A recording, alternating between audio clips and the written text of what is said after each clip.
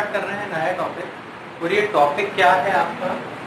Application of derivatives. ठीक है, application of derivatives. हमने डिफरेंशिएशन देख लिया कि डिफरेंशिएशन किस तरह से किया जाता है। अब ये डिफरेंशिएशन से रिलेटेड ही एक टॉपिक है जिसमें हम क्या देखेंगे? डेरिवेटिव्स, मतलब डेरिवेटिव्स की क्या एप्लीकेशन, मतलब अवकलज के अनुप्रयोग। तो अवकलज या डिफरेंशिएशन का उपयोग हम किस तरह से कर सकते हैं और कहाँ और किन कंडीशन में इसका उपयोग होता है, उस चीज को हम इस टॉपिक में समझे बात। आपने तो देख लिया कि हाँ सर डिफरेंशिएशन आपने करवा दिया और डिफरेंशिएशन होता क्या है ना, मतलब इस तरह से होता है। लेकिन ये डिफरेंशिएशन को हम करते क्यों, वो डिफरेंशिएशन यूज किया क्यों जाता है, क्लियर है?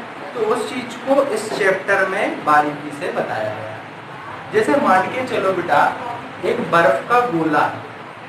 क्या है? बर्फ का गोला है। उस बर्फ के गोले की त्रिज्या आप नाप सकते हो, बर्फ के गोले की त्रिज्या आप नाप सकते हो, और वो एक निश्चित रेट से रिजॉल्व हो रहा है। एक बर्फ का गोला है और वो एक निश्चित दर से पिघल रहा है, तो 5 मिनट बाद वो कितना पिघल जाएगा, ये हम इस चैप्टर में पढ़ेंगे। क्लियर है? एक बर्फ की सिल्ला है, सिल्ला समझते हो ना? बर्फ की सिल्ला है, वो बर्फ की सिल्ला की लंबाई चौड़ाई ऊंचाई आपको पता है, ठीक है, और आपको ये भी पता है कि वो बर्फ किस दर से पिघल रही है। तो आप ये बता सकते हो कि 15 मिनट बाद इतनी बर्फ पिघल जाएगी। समझ रहे हो? तो इस चैप्टर में हमें जरूरी होता है हर एक चीज का आयतन जानना। आयतन मतलब वॉल्यूम, क्योंकि जब एक बर्फ का गोला है, उस गोले का आप आयतन ही नहीं निकाल पाओगे तो उस गोले से संबंधित आप बात ही नहीं कर पाओगे। समझ रहे हो ना? उसका वॉल्यूम, आपको हर चीज का वॉल्यूम निकालते आना चाहिए। तो हम बेसिक सी 10th क्लास के ये टॉपिक है, 10th क्लास में आपने बहुत अच्छे से पढ़ी है, लेकिन मैं एक बार बेसिक से थोड़ा बता देता हूँ। पहली चीज हम बात कर रहे हैं घन की, घनाभ की बात कर रहे हैं। घनाभ मतलब एक घनाभ और एक घन, ठीक है, क्यूब और क्यूबॉइड, ठीक है, क्यूब और क्यूबॉइड। तो क्यूबॉइड क्या होता है कि जिसमें लंबाई, चौड़ाई और ऊंचाई तीनों अलग अलग होती है, ठीक है। ये दो चीज समान नहीं हो सकती। कोई दो समान हो सकती है लेकिन तीसरी तो बिल्कुल नहीं होगी, तब जाके हम उसको क्या बोलते हैं? क्यूबॉइड, मतलब घनाभ। समझ रहे हो? तो घनाभ में ये वाली जो है, ये घनाभ की लंबाई है, लेंथ, ये उसकी चौड़ाई है, मतलब सॉरी ये ऊंचाई है और ये चौड़ाई है, ठीक है कि नहीं है? अब जो घनाभ है बेटा, इसमें मैं मान ले रहा हूँ कि LBH नहीं मान रहा हूँ, मैंने मान लिया कि लंबाई जो है ये A है, चौड़ाई जो है ये B है और ऊंचाई जो है ये C है, ठीक है। तो वॉल्यूम ऑफ क्यूबॉइड क्या होगा? वॉल्यूम ऑफ क्यूबॉइड क्या होगा? ध्यान से समझना, लंबाई गुणित चौड़ाई गुणित ऊंचाई, length into breadth into height, volume होता है, मतलब A into B into A। समझे कि नहीं? ये हो गया वॉल्यूम ऑफ क्यूबॉइड, ठीक है। अब हम बात कर रहे हैं सरफेस एरिया ऑफ क्यूबॉइड, ठीक है। तो सरफेस एरिया क्या होगा? सरफेस एरिया क्या होगा? सरफेस मतलब संपूर्ण पृष्ठ, है ना, संपूर्ण पृष्ठ। समझ रहे हो? तो संपूर्ण पृष्ठ कैसे निकलेगा बेटा? पहले नीचे का क्षेत्रफल निकालो, नीचे का कैसे निकलेगा? A इंटू बी निकलेगा। तो ध्यान से देखो, जितना नीचे बड़ा रहेगा उतना ही ऊपर वाला भी बड़ा रहेगा। तो ये डायरेक्ट 2 का गुणा कर लो। अब इस दीवार का क्षेत्रफल निकालो, B इंटू सी। तो जितनी ये दीवार है उतनी तो ये दीवार है, इसमें भी 2 करना है। अब सामने वाली इसकी बात करो, C into A, तो सब कुछ टेस्ट आ गए, 6 की 6 अपन ने वो निकाल लिए। तो अपन ने देखा कि 2 common AB plus BC plus C, ठीक है। अब हम बात करने वाले बेटा घन पे, किस पे? तो वॉल्यूम ऑफ क्यूब, क्यूब कैसा होता है जिसमें लेंथ, ब्रेथ और हाइट तीनों चीज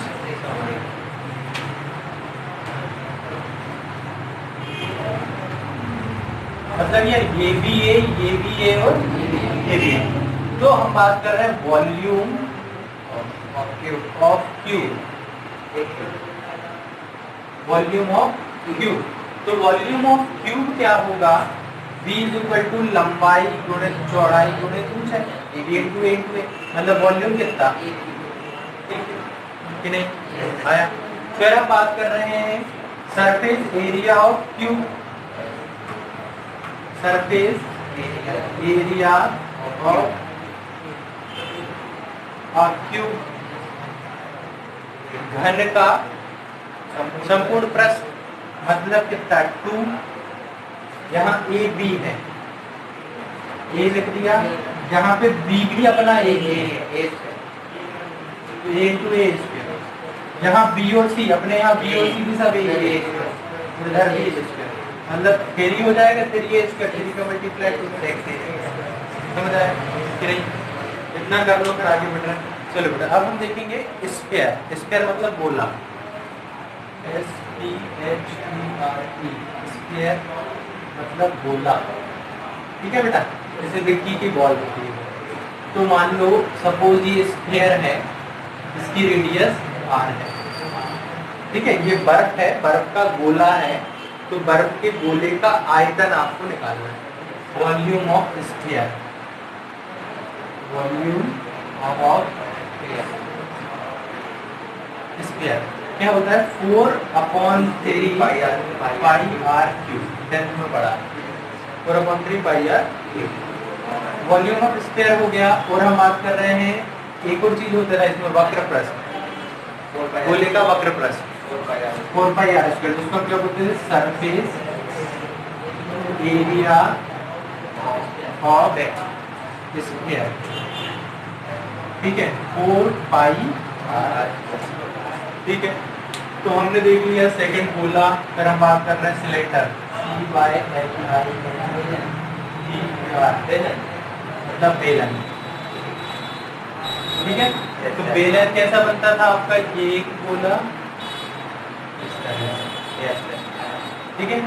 ये रेडियस होती थी आपकी, ये हाइट होती थी आपकी, ठीक है। तो हमें इन सब ये सब चीज मैं आपको बता रहा हूँ, इन सब में हमें वॉल्यूम की जरूरत पड़ेगी बेटा। वॉल्यूम को अच्छे तरह से आप मेमोराइज कर लेना, क्लियर है? और वॉल्यूम को अच्छी तरह से मेमोराइज कर लेना। अब हम बात कर रहे हैं बेलन मतलब सिलेंडर की। तो सिलेंडर में हम देखेंगे कि volume of cylinder, volume of cylinder, ठीक है।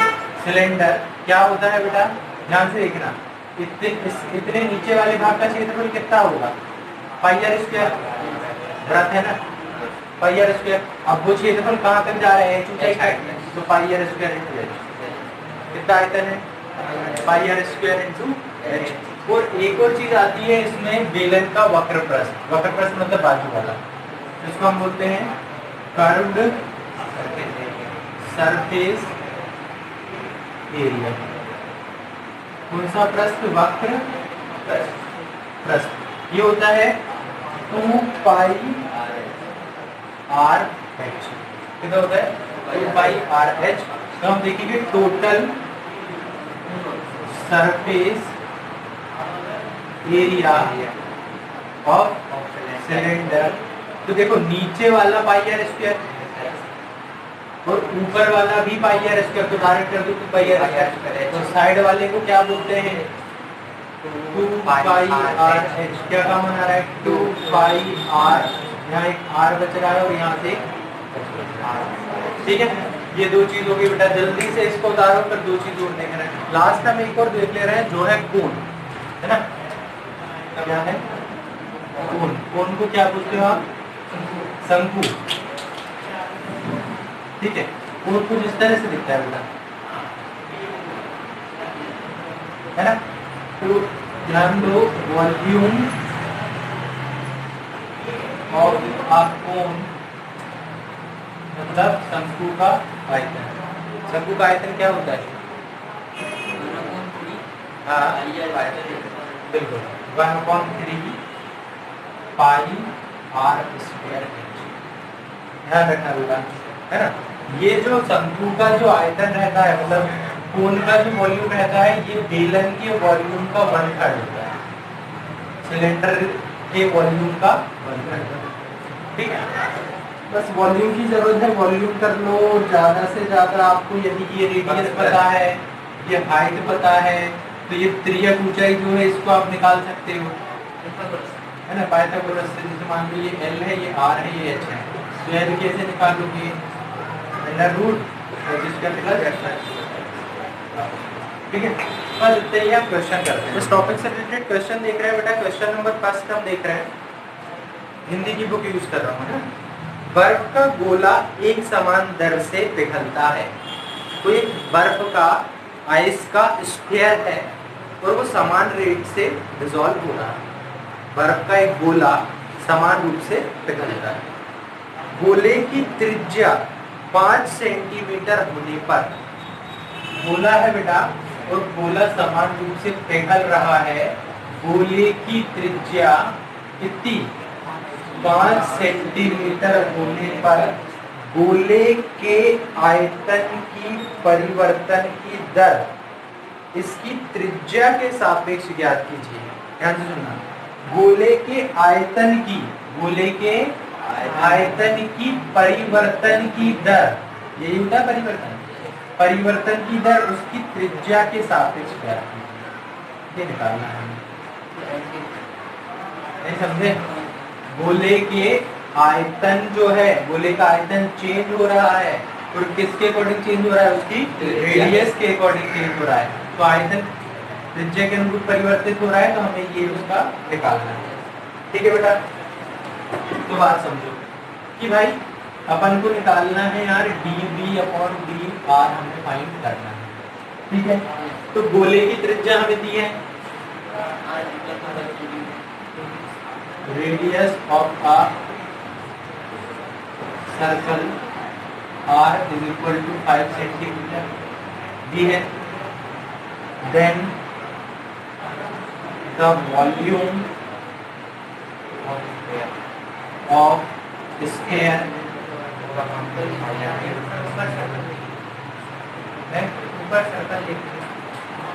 ऊपर सर्कल लिख दिया, कहाँ सर्कल लिख दिया? Second line SPHER। ठीक है, एक गोला है, गोले की एक गोला समान रूप से पिघल रहा है, उस गोले का आयतन जो परिवर्तन है, आयतन में जो परिवर्तन है किसके सापेक्ष? त्रिज्या के सापेक्ष, वो आपको ज्ञात करना है। कब? जब गोला पिघलते पिघलते उसकी त्रिज्या कितनी बचे? 5 सेंटीमीटर। ठीक है, मतलब गोला बड़ा है, गोला पिघलते पिघलते उसकी त्रिज्या कितनी बच रही है? 5 सेंटीमीटर। तो उस समय उसका dV/dr मतलब वॉल्यूम में रेडियस के अकॉर्डिंग चेंज कितना आएगा, परिवर्तन क्या होगा? तो हमने देखा कि द वॉल्यूम ऑफ स्फीयर कितना बेटा? dV/3πr³। अब परिवर्तन हमें क्या निकालना है? dV/dr। भाई ये V तो दिया है बेटा, तो V = है 4/3πr³। हमें निकालना है d/dr, तो मैंने यहाँ कर दिया d/dr, और यहाँ भी क्या कर दूंगा? d/dr कर दूंगा। तो यहाँ पर क्या हो जाएगा? dV/dr। बोलो हाँ, यहाँ पर 4/3 का नहीं होगा, डिफरेंशियल पाई का नहीं होगा, 3r⁴ का होगा। तो क्या होगा? मतलब dV/dr 4/3 पाई 3r², 3 से 3 कट जाएगा। अब रखाएगा मान आर के स्क्वायर जो बचा ना, अब रखाएगा मान आर का, तो आर की वैल्यू कितनी है बता, 5, मतलब 5 5 25 इंटू पाई, मतलब कितना 100 पाई। ठीक है, इस तरह से हमें करना है इस क्वेश्चन को। क्लियर है? आगे सेकंड क्वेश्चन देखते हैं हम इसी से रिलेटेड। सेकंड क्वेश्चन है हवा के बुलबुले की त्रिज्या। तो हवा का बुलबुला कैसा होता है, गोलाकृति का होता है। बच्चों को देखा होगा आपने बुलाते हुए, तो गोल आकृति का बुलबुल रहता है, मतलब बात हो रही है स्फीयर की। तो हवा के बुलबुले की त्रिज्या 1/2 सेंटीमीटर प्रति सेकंड की दर से बढ़ रही है। क्या बढ़ रही है? त्रिज्या बढ़ रही है, त्रिज्या में परिवर्तन हो रहा है। त्रिज्या में परिवर्तन किसके अकॉर्डिंग होगा, किसके रिस्पेक्ट में होगा, टाइम के रिस्पेक्ट में। एक निश्चित समय के बाद बढ़ते तो जा रही है, यही लिखा है कि हवा के बुलबुले की त्रिज्या 1/2 सेंटीमीटर प्रति सेकंड, सेंटीमीटर प्रति सेकंड की दर से बढ़ रही है। तो सेंटीमीटर प्रति सेकंड की दर से बढ़ रही है। एक सेकंड में वो कितने सेंटीमीटर बढ़ जा रही है, 8 सेंटीमीटर बढ़ जा रही है। ठीक, अब बोल रहे हैं कि त्रिज्या 1 सेंटीमीटर होने पर वैसे बढ़ते बढ़ते बढ़ते बढ़ते त्रिज्या कितनी हो जाए, 1 सेंटीमीटर हो जाए, तो बुलबुले की आयतन परिवर्तन की दर ज्ञात कीजिए। क्या करना है, बुलबुले की आयतन परिवर्तन की दर, कि बुलबुले के आयतन में कितना परिवर्तन हुआ है। क्लियर है? तो बुलबुले का आयतन क्या होगा,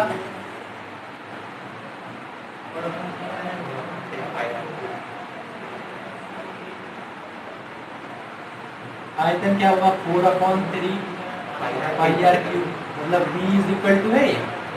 ठीक है, अभी जो आप इसमें डिफरेंशिएशन करोगे, इसमें परिवर्तन हो रहा है, तो यहाँ जो परिवर्तन निकालोगे वो r के रेस्पेक्ट में ही निकालोगे, क्योंकि त्रिज्या के हिसाब से बुलबुले में परिवर्तन होगा, उसकी त्रिज्या बढ़ेगी और त्रिज्या घटेगी। तो यहाँ क्योंकि r ही है, तो उसका डिफरेंशिएशन r के रेस्पेक्ट में ही आपको करना है। ठीक है, टाइम के रेस्पेक्ट में तो कर ही नहीं सकते हो गई, तो आपको निकालना क्या है, dv/dr। तो 4/3 आगे, पाई आगे, d/dr मतलब r3, तो dv/dr बराबर 4/3 इंटू पाई इंटू 4 पाई r स्क्वायर dv/dt। एक बात समझना बेटा, इससे पहले जो क्वेश्चन हमने किया था, उस क्वेश्चन में उन्होंने साफ कहा था कि बर्फ के आयतन में परिवर्तन की दर ज्ञात कीजिए, और वो परिवर्तन किसके रिस्पेक्ट में हो रहा था, आयतन में परिवर्तन त्रिज्या के सापेक्ष हो रहा था। आयतन में परिवर्तन त्रिज्या के सापेक्ष हो रहा था, मतलब वॉल्यूम में चेंज रेट के रिस्पेक्ट में हो रहा था। क्लियर है? लेकिन यहाँ पर उन्होंने क्वेश्चन में ऐसा नहीं बोला। क्वेश्चन में उन्होंने ये नहीं कहा है कि आयतन में परिवर्तन त्रिज्या के हिसाब से ज्ञात कीजिए, नहीं। तो फिर आपको क्या करना है, आपको निकालना है dv/dt। क्या निकालना है, dv/dt। अब dv/dt कैसे निकलेगा, तो पहले ध्यान से देखो कि यहाँ पर अपना क्या निकला, dv/dr निकला, तो यहाँ क्या है, dr/dt। यदि मैं दोनों का गुणा करूं तो कुछ बनेगा क्या, dv/dr इंटू dr/dt है, dr से dr कट जाएगा, मतलब क्या बचा, dv/dt तो बचा, dv/dt तो बचा, और वही चीज तो हम निकाल रहे हैं। तो dv/dr कितना है, 4 पाई r स्क्वायर इंटू dr/dt कितना है, 1/2। समझे? अब जब सॉल्व करोगे तो 2 से ये कटेगा, 2 पाई r स्क्वायर। लेकिन ज्ञात किस पे करना है, तो आखिरी में रखोगे त्रिज्या का मान, r = 1 मतलब 2 समझे?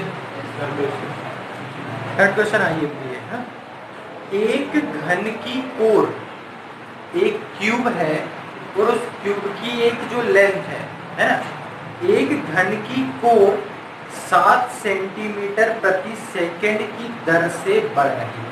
नहीं, 3 सेंटीमीटर। एक घन की कोर मतलब ये होता है बेटा घन, ठीक है, ये होता है घन, उसमें ये वाली लंबाई होती है ए, ये भी है और ये भी है, ठीक है। ये किस हिसाब से बढ़ रही है?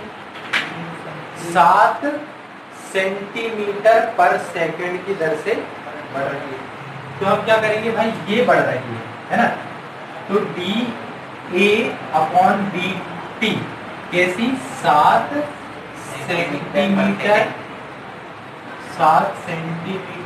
पर सेकंड,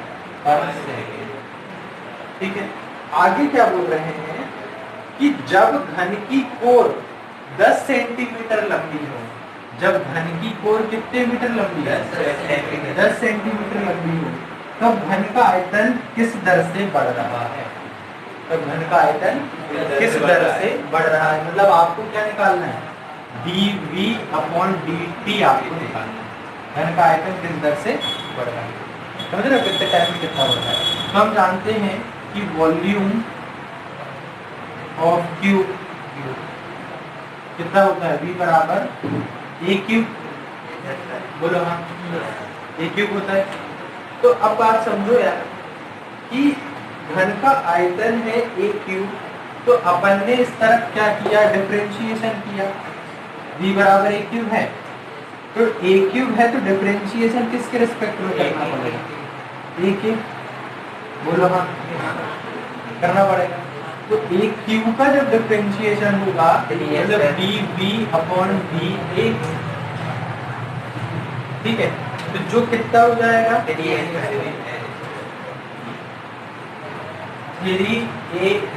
होगा कि नहीं होगा? होगा। अब हमें क्या निकालना है एक्चुअल में? dv अपॉन dt, क्या निकालना है? dv upon dt। इन दोनों का मल्टीप्लाई करके देखो, इसका जो दिया था तो इसका,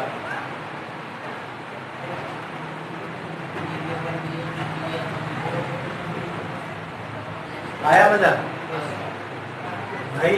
ds तो dA कट जाएगा, क्या बचेगा? dv अपॉन dt, यही तो निकालना है, यही तो निकालना था। तो dv अपॉन da मतलब कितना? 3a square into da upon dt, तो da अपॉन dt कितना? 7 3 21 है a स्क्वायर, ठीक है। लेकिन आपको क्या निकालना है? कोर कितनी हो? ये बराबर कितना हो? 10 सेंटीमीटर, तो आपको कितना? 10 इंटू 10 का स्क्वायर मतलब 100, तो कितना? 2100 है। और क्या निकला है अपना आयतन? तो 2100 cm3, ठीक है। चलो ये हो गया यार आज के लिए, कल इसके आगे क्वेश्चन हम देखेंगे।